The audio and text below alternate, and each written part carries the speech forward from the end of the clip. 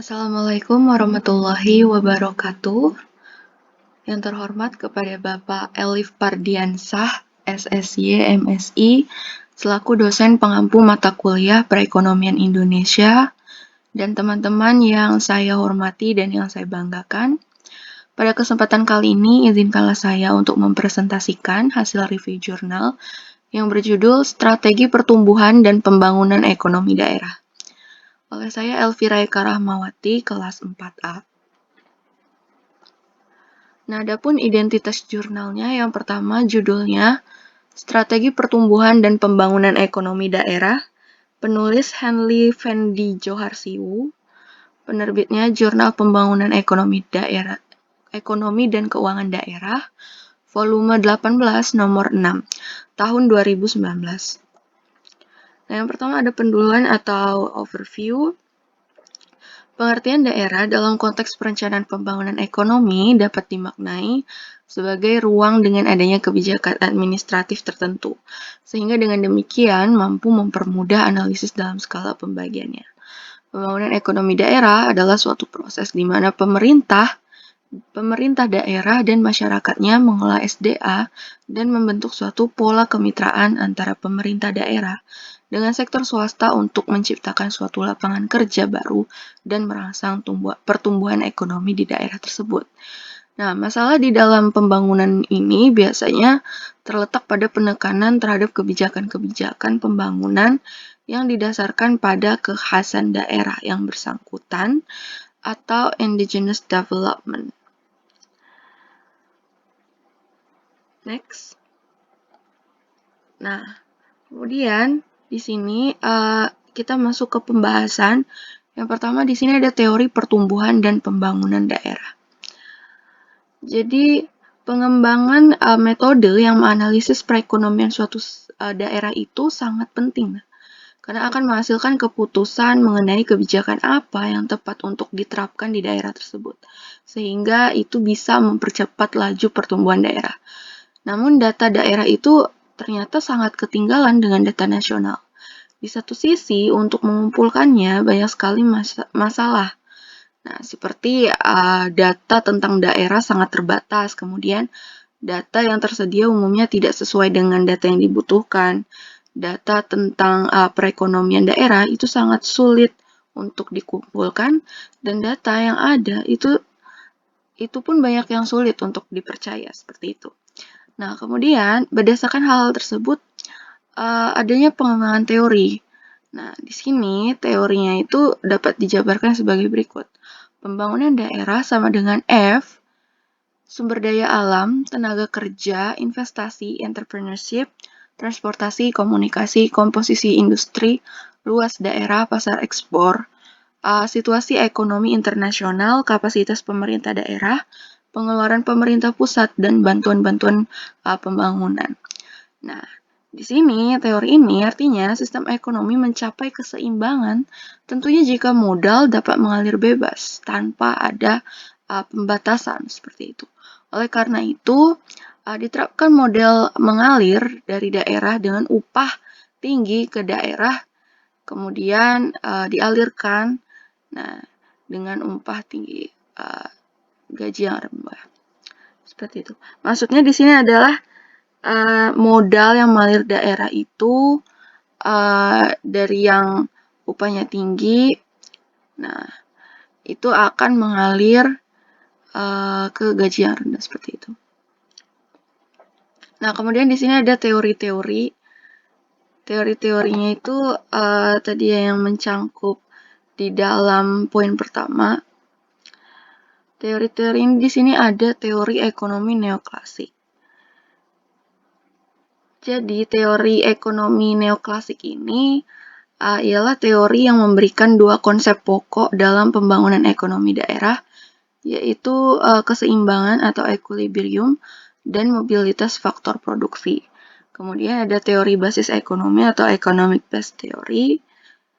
Jadi bisa dikatakan teori basis ekonomi ini menyatakan bahwa faktor penentu utama pertumbuhan ekonomi suatu daerah adalah berhubungan langsung dengan permintaan akan barang dan jasa dari luar daerah. Teori ini sangat berhubungan erat dengan ekspor produk lokal. Nah, kemudian di sini ada teori lokasi selanjutnya. Teori lokasi ini mengatakan bahwa ternyata perusahaan itu cenderung untuk meminimumkan biayanya dengan cara memilih lokasi yang memaksimumkan peluangnya untuk mendekati pasar. Nah, model pengembangan ini menyatakan bahwa lokasi yang terbaik adalah biaya yang termurah antara bahan baku dengan pasar. Nah, kemudian yang keempat ada teori tempat sentral. Nah, teori tempat sentral ini atau central place theory menganggap bahwa ada hierarki tempat atau hierarchy of places. Adanya tempat sentral berupa suatu pemukiman yang menyediakan jasa-jasa bagi penduduk daerah yang mendukungnya. Kemudian yang kelima atau yang selanjutnya di sini ada teori kausasi kumulatif.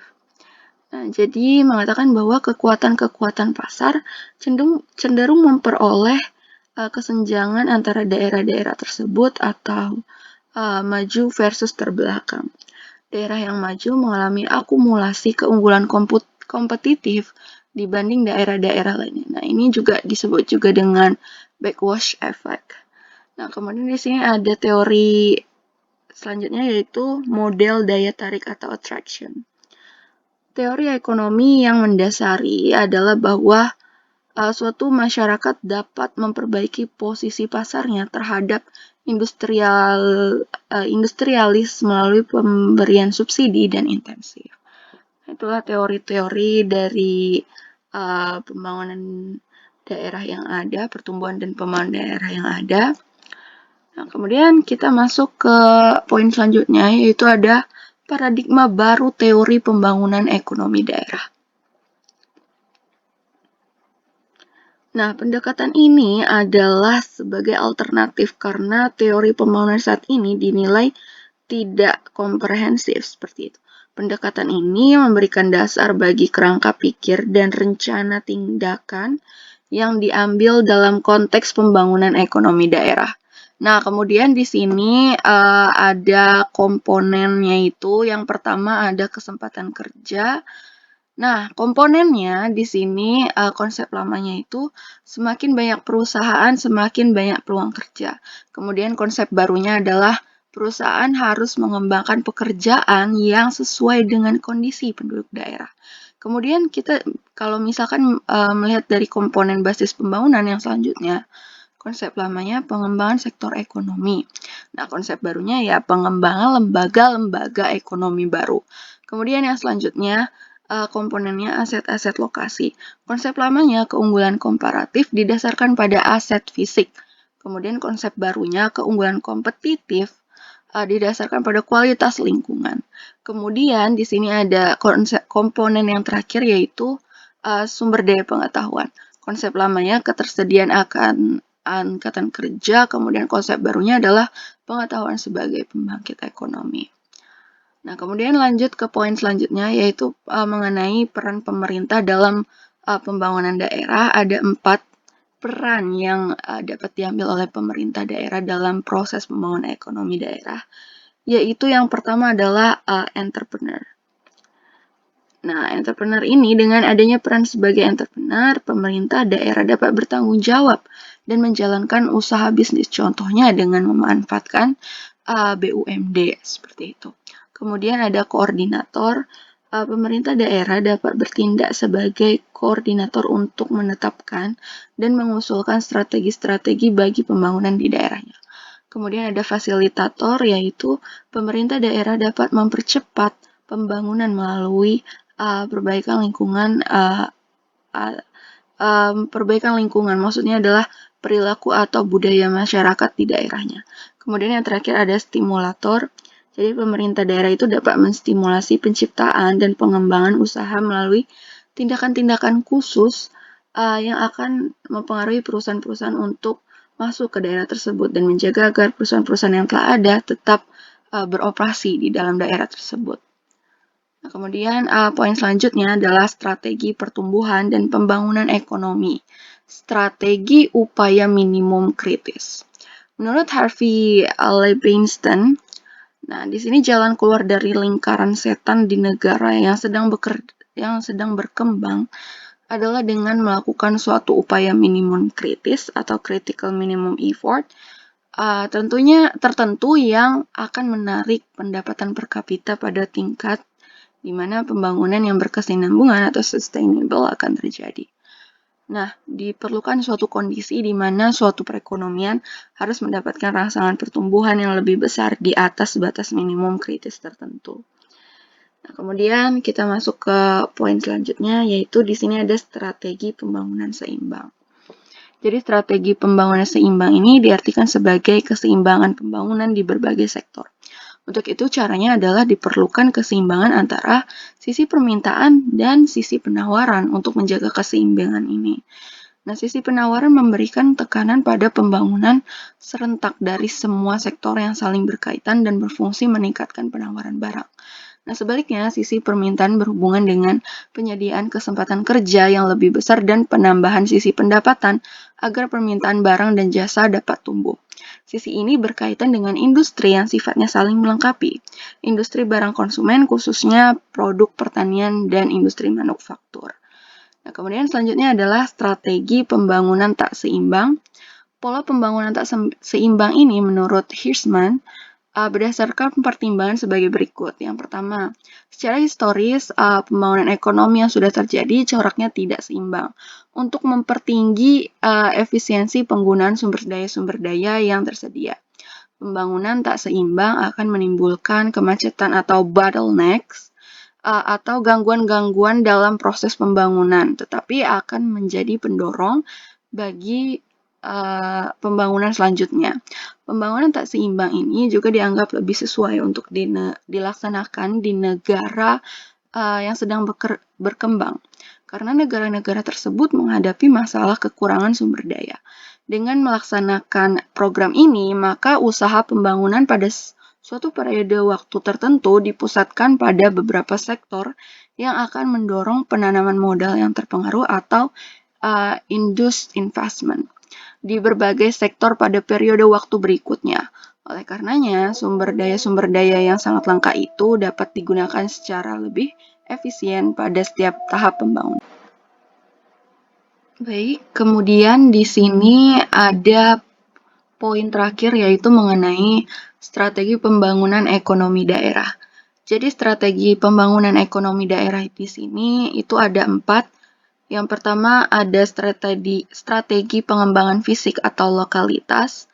Jadi melalui pengembangan program perbaikan kondisi fisik atau lokalitas daerah yang ditujukan untuk kepentingan pembangunan industri, dan perdagangan. Jadi pemerintah daerah itu akan berpengaruh positif bagi pembangunan dunia usaha daerah. Nah, secara khusus tujuan pembangunan fisik atau lokalitas ini adalah untuk mencapai identitas kota, memperbaiki basis kota, atau kualitas hidup masyarakat, dan memperbaiki daya tarik pusat kota dalam upaya untuk memperbaiki dunia usaha daerah. Nah, alat untuk mencapai tujuan pembangunan fisik atau lokalitas daerah ini mencakup antara lain, alatnya itu bisa pembuatan bank tanah, kemudian pengendalian perencanaan dan pembangunan, penata kota dan pengaturan tata ruang, penyediaan pemukiman, infrastruktur, dan lain sebagainya. Kemudian yang kedua di sini adalah strategi pengembangan dunia usaha. Jadi pengembangan dunia usaha itu merupakan komponen penting ya dalam perencanaan pembangunan ekonomi daerah karena daya tarik, kemudian kreasi, atau daya tahan kegiatan dunia usaha merupakan cara terbaik untuk menciptakan perekonomian daerah yang sehat. Nah, beberapa alatnya yaitu antara lain penciptaan iklim usaha yang baik, kemudian pembuatan pusat informasi terpadu, kemudian pendirian pusat konsultasi dan pengusaha dan pengembangan usaha kecil, kemudian ada pembuatan sistem pemasaran bersama, kemudian ada pembuatan lembaga penelitian dan pengembangan atau litbang, dan lain sebagainya. Kemudian pada poin ketiga yaitu ada strategi pengembangan sumber daya manusia. Nah, di sini adalah maksudnya kan SDM adalah suatu aspek yang paling penting dalam proses pembangunan ekonomi. Nah, oleh karenanya peningkatan kualitas dan keterampilan sumber daya manusia adalah suatu keniscayaan. Nah, pengembangan kualitas ini dapat ditempuh melalui cara yang pertama ada pelatihan, kemudian ada pembuatan bank keahlian, kemudian ada pengembangan lembaga pelatihan bagi penyandang disabilitas dan lain sebagainya. Kemudian yang keempat di sini atau yang terakhir yaitu ada strategi pengembangan ekonomi masyarakat. Jadi kegiatan pengembangan ini merupakan kegiatan yang ditujukan untuk mengembangkan suatu kelompok masyarakat tertentu di suatu daerah. Dalam bahasa populernya ialah dikenal dengan istilah kegiatan pemberdayaan atau empowerment di masyarakat. Nah, di sini saya juga sudah membuat sebuah review atau rangkuman mengenai apa saja seperti kontribusi akademik dan kelebihan dan kekurangan dari review jurnal. Tadi adalah penjelasan mengenai pemaparan teori-teori, selanjutnya adalah kontribusi akademik. Kontribusi akademik pada tulisan ini ialah untuk menambah pengetahuan dan wawasan mengenai bagaimana pengembangan ekonomi daerah dan strateginya. Penulisan ini membuat sadar betapa pentingnya mengambil kebijakan untuk menjaga stabilitas dan kemajuan suatu daerah. Selanjutnya, penelitian ini dapat dijadikan sebagai referensi kajian teori bagi mahasiswa lainnya. Nah, kelebihan dan kekurangan dari jurnal ini, yang pertama ada kelebihannya. Kelebihan dari tulisan ini ialah menjelaskan dengan baik mengenai strategi pengembangan daerah itu sendiri. Terlebih lagi, dia juga menjelaskan dengan teori-teori yang ada gitu, dengan teori dengan sangat baik. Nah, kemudian kekurangannya adalah dari sistematika penulisan saja ya. Masih dapat ada kesalahan penulisan di beberapa bagian. Nah, kemudian ada beberapa kosakata yang sedikit susah untuk dimengerti dan dipahami, dan pemilihan sumbernya itu di atas 5 tahun. Nah, kesimpulannya, berdasarkan apa yang telah dipaparkan mengenai teori pengembangan daerah hingga strategi pertumbuhan dan pembangunan ekonomi daerah ialah sangat mutlak diperlukan serta diterapkan dalam rangka mempercepat pertumbuhan dan pembangunan ekonomi daerah yang bersangkutan. Untuk itu, peran pemerintah sangat penting untuk mendorong bahkan meningkatkan kapasitas pembangunan ekonomi di suatu daerah dengan berdasarkan pada kondisi serta potensi yang dimiliki oleh masing-masing daerah. Nah, mungkin cukup sekian apa yang bisa dapat saya paparkan. Kurang dan lebihnya mohon maaf. Terima kasih sudah menonton video ini. Terima kasih buat teman-teman dan Pak Elif tentunya. Kurang lebihnya mohon maaf. Saya tutup. Billahi taufiq wal hidayah. Wassalamualaikum warahmatullahi wabarakatuh.